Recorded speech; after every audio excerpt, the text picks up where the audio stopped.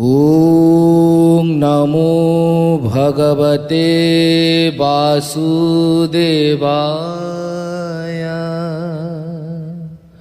परम शास्त्र भागवत अभ्यास करुथिब नित्य। ए जीव साधु संग बिनु लभिन पारे मोर तनु। साधु जे मलय पवन काष्ठकु करन्ति चंदन। ओं नमो भगवते वासुदेवाय। दिव्यात्मन सप्रेम जय जगन्नाथ।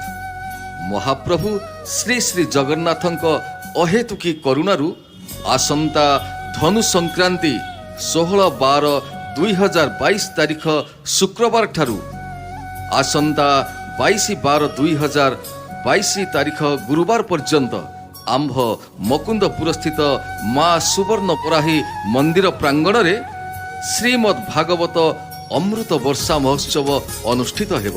प्रत्यह प्रातः 7 घटिकारु 8 घटिका दिव्य सत्संग एवं संध्या 6 घटिकारु 9 घटिका पर्यंत प्रवचन कार्यक्रम रही।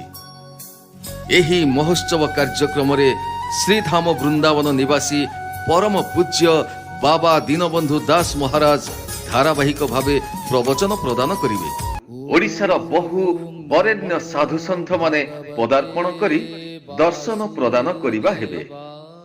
उक्त कार्यक्रम को पूज्य बाबा सत्यानंद दास महाराज परिचालना करिवे एवं उद्घाटन करिवे पूज्य स्वामी श्रद्धानंद गिरी अध्यक्ष क्रियाजोग आश्रम जगन्नाथपुर।